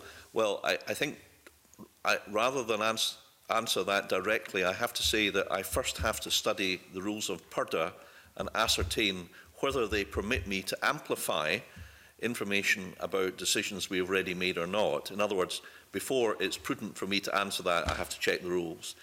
I wish to be as transparent as possible, but I suspect, Convener, the answer will be after the 12th of December. But the second point I can say is this, that it was agreed between ourselves and the SCF, and I think welcomed certainly by the STFA, and I suspect the NFUS, with whom we will have discussions about the deployment of the £10 million, that it was actually better not specifically to earmark it at this stage. There were various ways in which it could be done. I won't go through them now, but I think it was actually agreed it's quite a good thing that we didn't specifically allocate how the extra additional £10 million be used, but there is no doubt about for whom it will benefit, and that is those farming on the most challenging land. Thank you. Colin, do you have I can turn now to my question on the Rural Development Programme, Convener. On the 24th of October, Cabinet Secretary, you outlined the revised budget for the Scotland Rural Development Programme. The cumulative reduction was £57.1 million. Obviously, this was offset by the £12 million for forestry grants and new entrants. That left a £45.1 million decrease. Now, £17 million of this can be accounted for by the reduction in Elfast, and that leaves a £29.1 million overall reduction. Can you explain what that will mean for the various Pillar 2 schemes? Where will that reduction come? Okay, I think we would all accept these are quite complex and very detailed matters. I can say in principle that the SRDP must be managed at a programme level. The plan covers 7 years and there are 14 different grant schemes. So this is highly complex, but in earlier years of the programme, much of this is based on forecast, Convener. What's transpired is that some of the schemes, such as LEADER, are spending much later in the programme than anticipated. So some forecast spend for earlier years has not happened. So some of the reduction in DEL simply reflects previous year's spend, along with the result of the UK's government's continued adherence to austerity and the fact that the most recent CAP deal did leave Scotland at the bottom of the CAP funding table. But we are updating the SRDP financial plan to align the budgets with forecasts which are more accurate as we're nearing the end of the programme, and that's perhaps inevitable and desirable. It's important to note that the revised SRDP budget of £1.22 billion covers spend from 2015 to 2021, and we anticipate a further £150 million of spend beyond that period. Convener, I'm very happy if there's further information that we can provide to write to the committee in due course, but the overall picture is highly complicated because there are so many programmes, so many different projects, some of which go to the right in implementation, and some of the spend falls out with the intended period because of implementation of pre-arranged spend. I don't think there's anything else there. To be made aware of where that £29.1 million overall reduction is going to fall.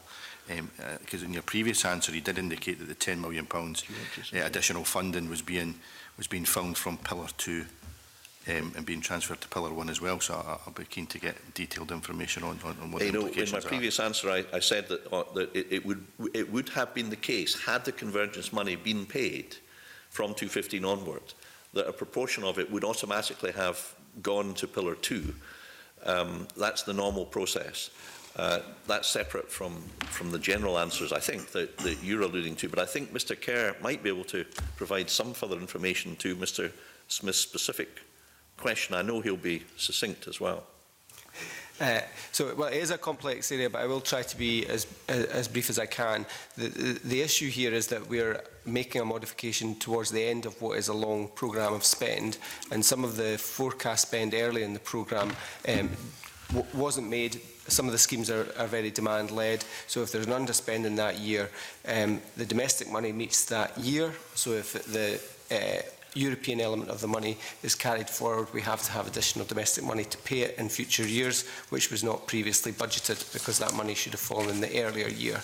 And it's a cumulative result of that that has led to us having to change the co-financing rate in order to ensure that we draw down the maximum amount of euros which Scotland is entitled to spend in this way, and it's to maximise that spend and not lose out on any of the European element of the funding that we have brought this modification forward. I understand the process. I think, but what does seem to be clear is that there'll be less spending based on the announcement in the 24th of October. I'm just keen to see what the breakdown of those figures would be from what were projected to what the final spend will be. So we could provide the figures on how the spend works out across the programme for your consideration. But the main thing here is that we're drawing down the maximum amount of euros, and in order to do that, with the domestic money available, we need to change the co-financing rate. Secretary, it sounds like that might be something best put on paper that the committee could look at afterwards in slow time. Agreed. Thank you. John Finney, I think you've got some questions. John. Thank you, Convener. Cabinet Secretary, it was the 28th of April that the First Minister declared a climate emergency. Now, following the announcement that the Agri-Environment Climate Scheme will not open in 2020, what are the Scottish Government's plans for ensuring environmental funding for farmers and crofters in the short and long term, please? Well, first I'd just like to clarify that whilst there won't be an application round for new applicants, we shall extend the contracts that are currently in place, and this will see, I think, an additional £6 million invested on top of £177 million that we've already committed through our Agri-Environment Scheme, Convener. So this extension ensures we do continue to support farmers, crofters and land managers that have been delivering positive environmental actions.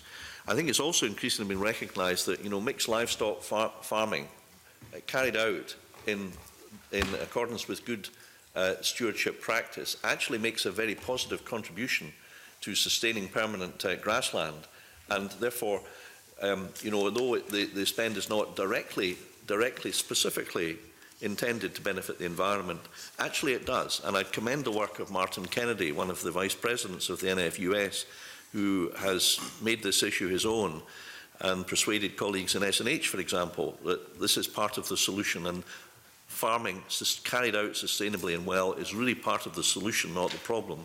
The last point I make is that we have had a lack of certainty about the future funding of Pillar 2 payments from the UK government.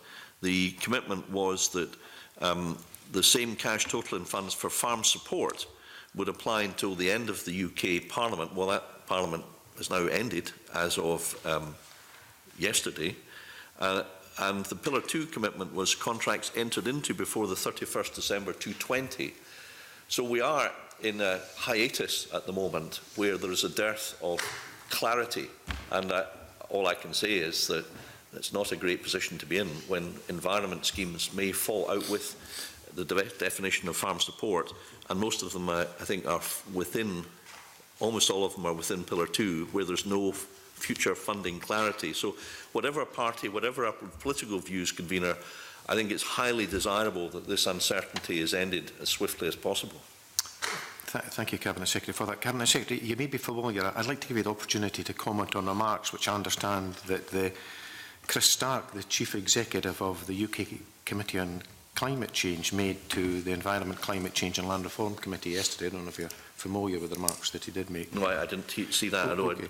Well, I understand that with regard to plans to adapt agriculture, that he said they were in place but referred to them as half-baked, quote, end quote. He said that Scotland had not made enough progress in adapting to meet challenges of global warming. He said we have to start considering land as a natural asset and not just a way of producing food. And when you open that up into a discussion about public money for public goods. 2 other brief comments. He said, I don't see in Scotland the same commitment to developing a detailed issue on issue yet, and this gives me some concern. And he said, when you think of both climate change adaptation and mitigation, I don't think when it comes to soils and land use that we can see fully detailed policy prescription in the making. And that's pretty concerning for me. That's quite a damning indictment on the position as it stands with the Scottish Government, Cabinet Secretary. Well, I haven't seen these remarks. If those are the remarks that were made, I am disappointed in them. I don't really think that reflects the excellent work that farmers and crofters are doing for the environment, quite frankly. I think there is a certain challenge. It's a judgment more in government than the practitioners. Well, I think government and farmers and crofters are working in partnership all the time, and I think it's a bit sad that there's not a more recognition that there's lots of good things happening, and to take such a gloomy view. But you know, let's look at the facts for a moment.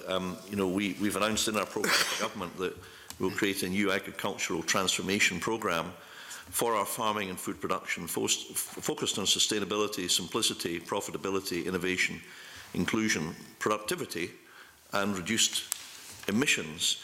So we've set out in our programme for government a course of action that I would have thought that other commentators would welcome, and perhaps they weren't aware of that.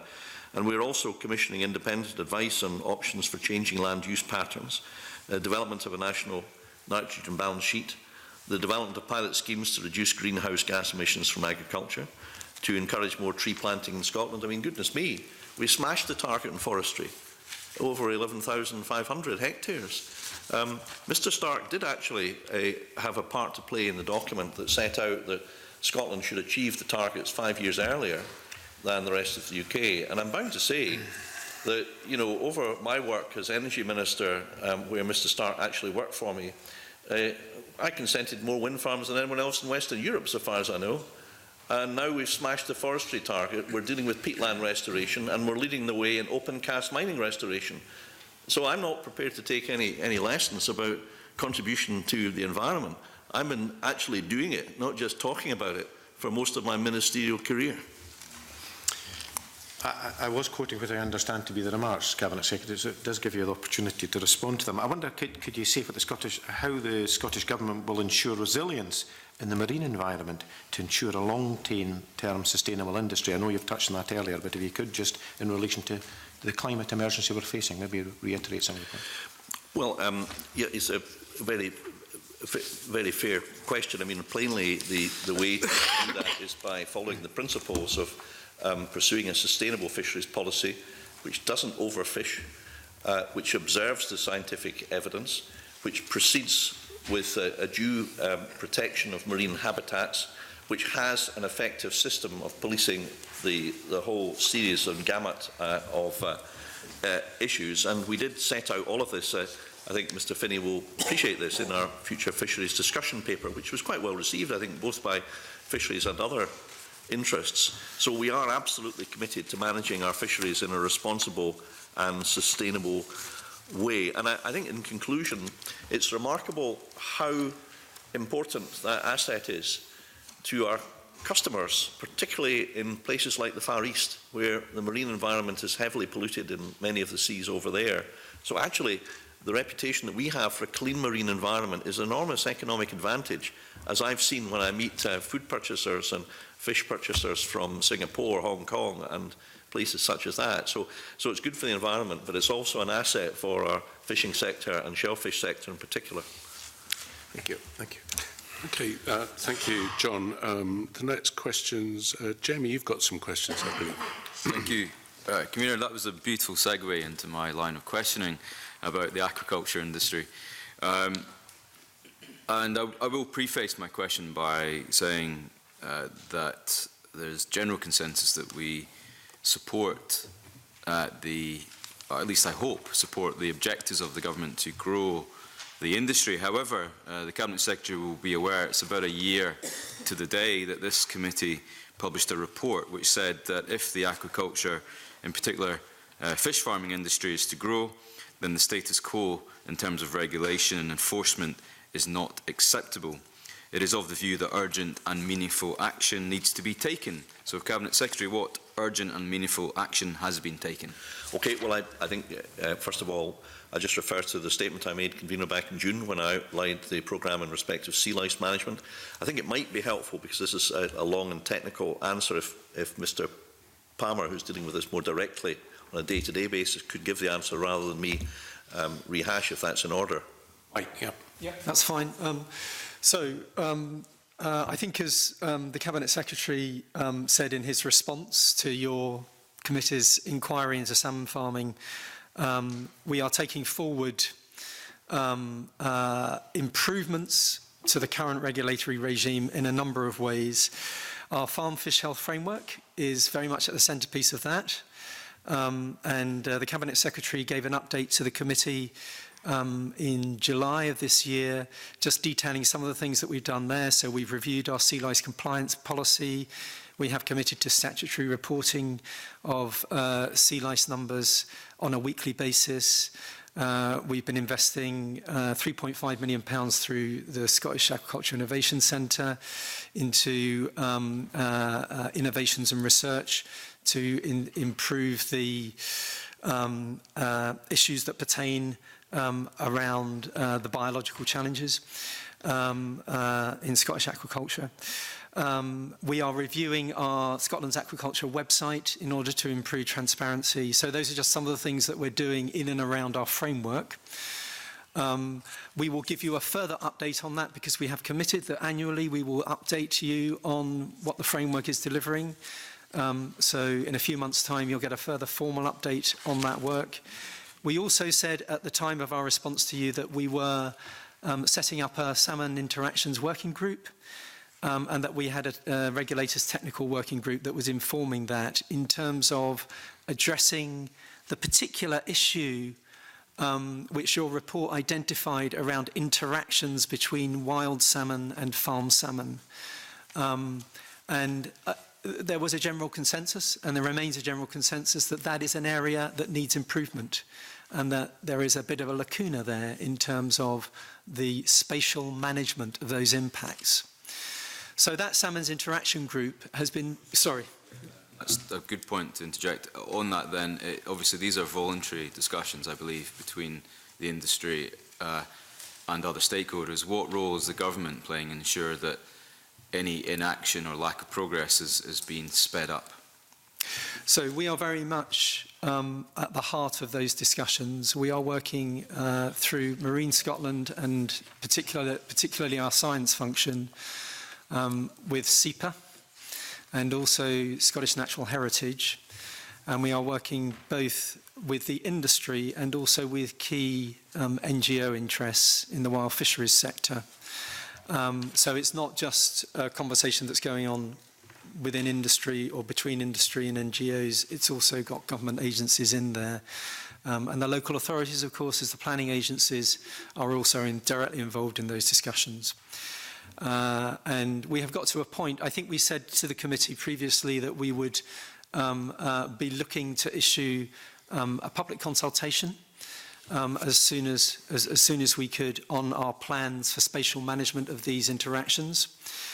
We've got to the point where we're taking soundings now from both industry bodies and NGOs in the wild fisheries sector and with our regulators, because we want to be absolutely sure that we have a set of proposals that is workable for everybody, if you like, before we take those out publicly. But we are at the stage where we're now taking soundings with key interests around that, and then we will finalise our proposals as a result of those soundings and go out to public consultation. Do you think anything's changed since we produced our report? I mean, a year's passed now. Lots of eyes are watching us on this matter from various quarters. Is there a direction of travel that you see fewer larger farms being granted licences? We made a specific recommendation that farms that are in the wrong place should be helped to move. Have any moved? Have any been closed down? Have any sanctions increased? Or, you know, could you give us an update as to how you think things are better now than they were a year ago?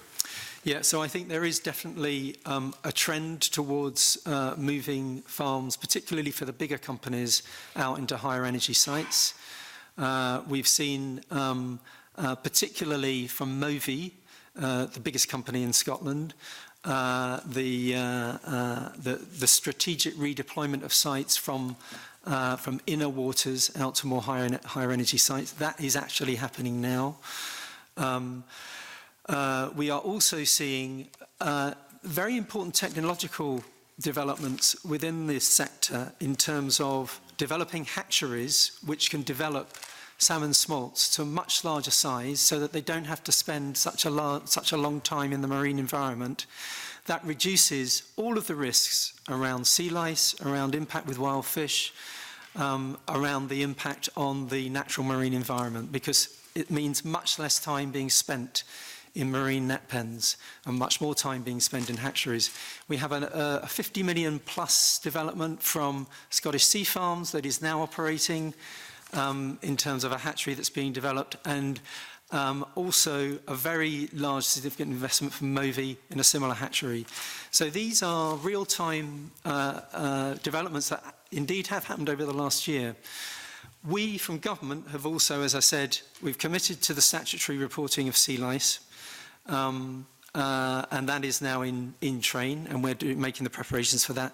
And we have already reviewed our sea lice compliance policy. That's already been tightened in terms of the numbers of average lice per fish that would warrant us to go in and report and then intervene. And we will tighten that further within the medium term if there's no evidence to the contrary.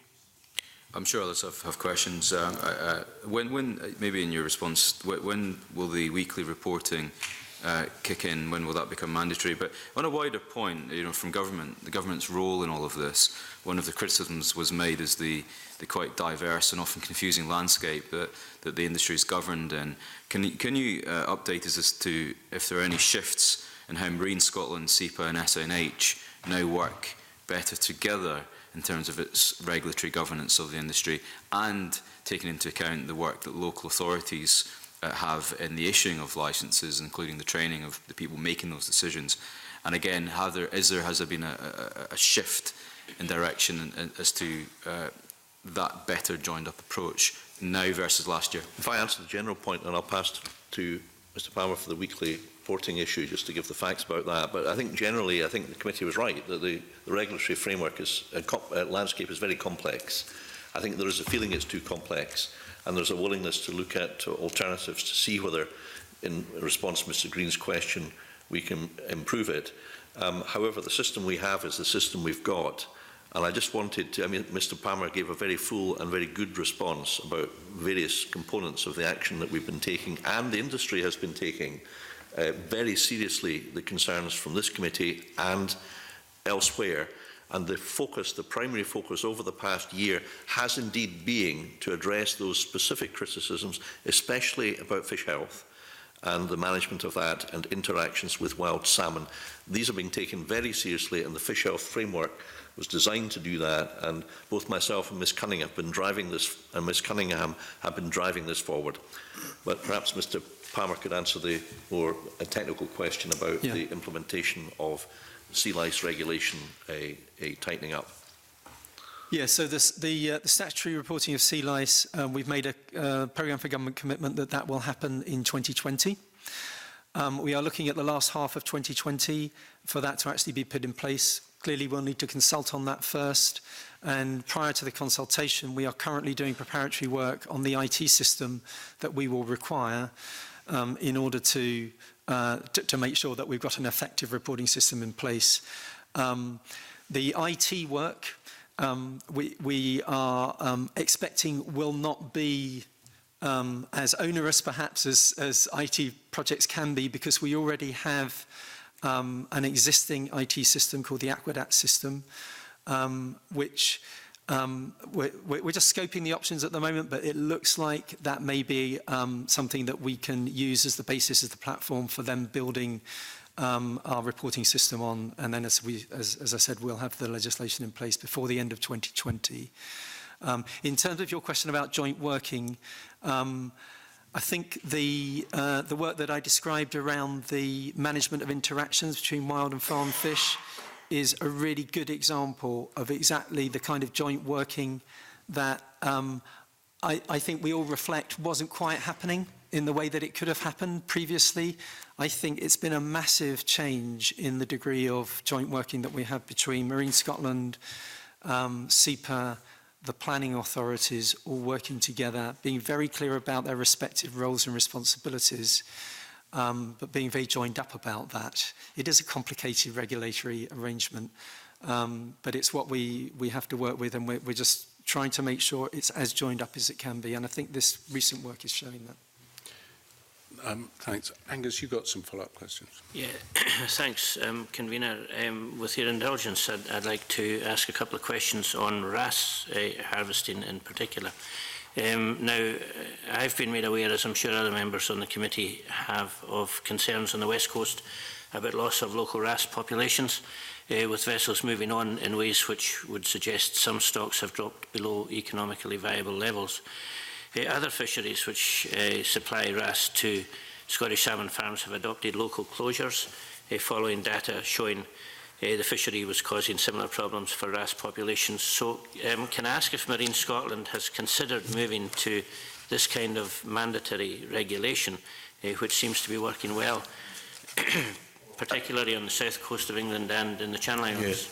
Yes. Well, for the uninitiated wrasse is used as a natural form of control of sea lice, but these issues are very important ones, and they've been the subject of parliamentary scrutiny recently, and I think Mr Gibb is briefed and ready to give all the information about this.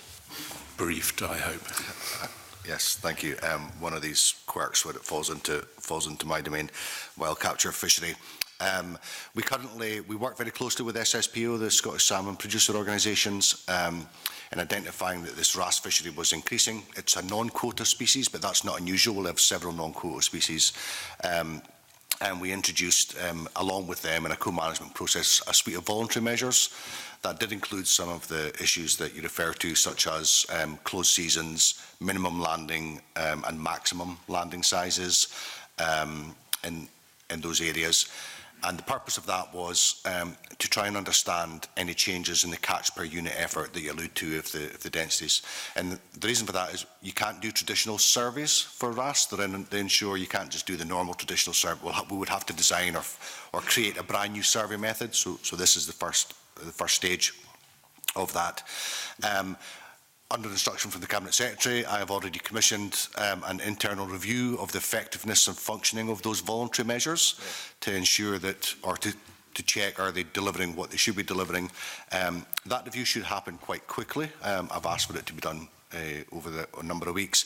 I don't want to preempt the review, but one would imagine the natural evolution might be that if we need some reinforcing of the measures, still working in partnership with SSPO, that it might move on to a regulatory function, which would be delivered through a licence. Every vessel, if you're selling fish commercially, needs to be a licensed vessel, and we would look to use that delivery tool if it was required. So we're very much in that space. Okay, thanks. Certainly pleased to hear that the review is underway or ongoing. But will it be based on detailed science on stocks and habitats? And will the review be open to all stakeholders? And also, perhaps another tall order, will it report before the fishery opens again in 2020? So that the science point is difficult to deliver on because we don't yet have a fixed detailed methodology to do surveys. Nobody does because we have 5 species, apart from a very small period when they're spawning and they go out into the water columns, they're in amongst the rocks and so forth. We'll have to develop something, that'll be a longer track. But in terms of scientific advice, if you start seeing changes in the catch per unit effort, the amount of wrasse you catch for the same effort, you can start making some deductions about impacts on the stock and measures you would have to do, which is why we are moving on the review that we're doing now on the voluntary measures to perhaps making those measures compulsory that would deliver a precautionary but sensible response in managing a fishery that, you know, quite rightly, it's relatively new that we don't know very much about, but we need to learn more. I've got a question, and before I do, I want to make it clear, as I've always done when I talked about agriculture, that I have a wild fishery interest, which I've declared in my register of interest. But I share the Cabinet Secretary's aim to increase the production of, and sustainable production of salmon in Scotland, where farms are good neighbours to the environment and to the people who live in those environments. I'd just like to make a couple of comments. One to Mike Palmer is that don't spend too long designing a computer system. The Norwegians have one.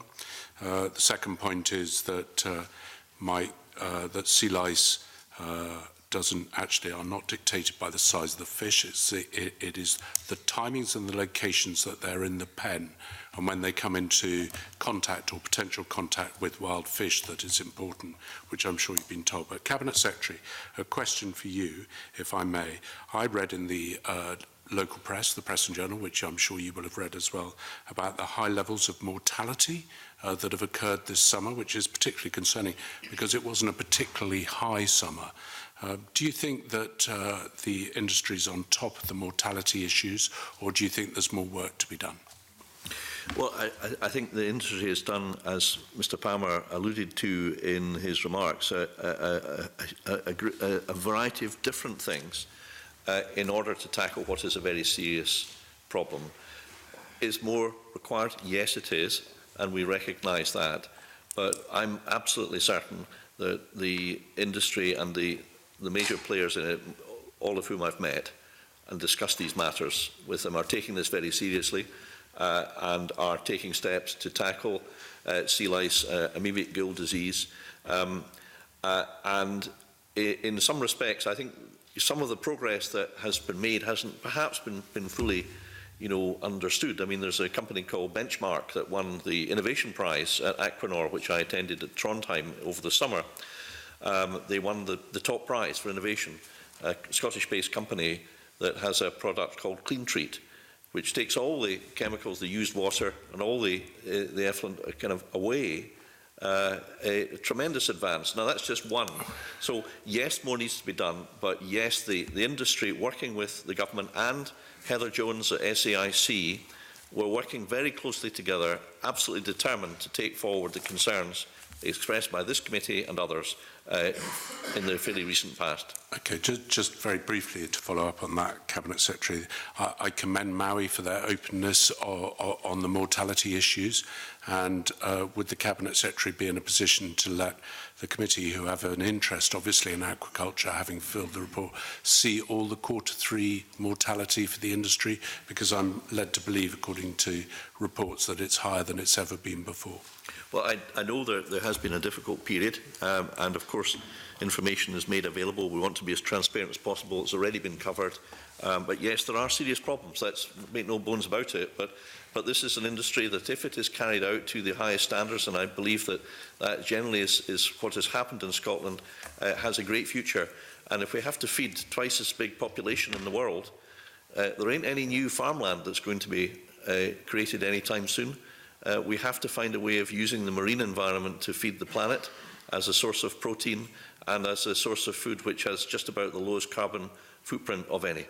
So I'm going to take that as yes, you will give us those figures if you have them. And Cabinet Secretary, I think that actually brings us to the end of this session. So I'd like to thank you very much for the time you've given to this committee today, and to your officials, Alan, John and Mike, for the information they provided. And I am going to briefly suspend the meeting, but I would ask committee members to stay in their seats so we can move on to the next item. So if you could stay seated, committee members, and I suspend the meeting to allow the witnesses to depart.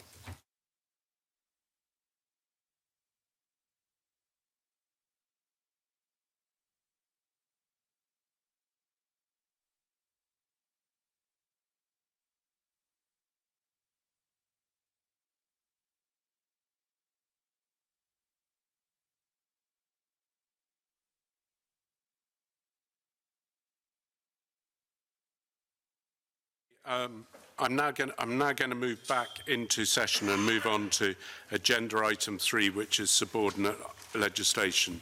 Agenda item 3 is the consideration of 3 negative procedure instruments as detailed on the agenda. No motions to annul or representations have been received in relation to these instruments. Is the committee agreed that it does not wish to make any recommendations to these instruments? Is the question, unless anyone has any comments they wish to make? We are agreed. Therefore, I'm going to move on to agenda item 4, which is the European Union Withdrawal Act. We have received a consent notification in relation to one UK SI as detailed on the agenda. This instrument is being laid in the UK Parliament in relation to the European Withdrawal Act 2018. Now, we deferred this instrument from last week as we needed more clarification on the procedure, and we have actually received that in the document that were prepared for the committee. Does anyone wish to make a comment? Mr. Rummels. Yes, I don't think it's actually being laid in the Parliament because, of course, Parliament is not functioning at the moment. But anyway, I had an opportunity, I know we've returned to this from last week, but I had the opportunity on Thursday to, as a member of the European Committee, to speak to the Cabinet Secretary for Government Business and Constitutional Relations. And he was quite sympathetic to what I was saying, but the point he was making was, yes, and I heard this from the civil servants that were with him, as according to the 2018 Withdrawal Act, they want to proceed with all of these regulations as per norm. But the Cabinet Minister agreed with me that there is a political overlay on this, and that since Parliament is now no longer there in the UK until the elections on December the 12th, that there might be a case for not putting so many regulations before parliamentary committees, in particular this one. And but he said he would look at that. And so on that basis, I'm quite happy to agree that we forward this particular one. So, I mean, as you know, it's quite appropriate for the Scottish Government to liaise with UK government ministers during the dissolution. And the Scottish Government does, we are actually looking at what the Scottish Government are advising in relation to this. So, on the basis of that, and the comments by Mike Rumbles, does the committee agree that we write to the Scottish Government to confirm it is content for consent for the UK SA referred to in the notification to be given? Okay. We are agreed. Now, that concludes today's committee business, but I would like to ask committee members just to stay seated, but I do formally now close the meeting.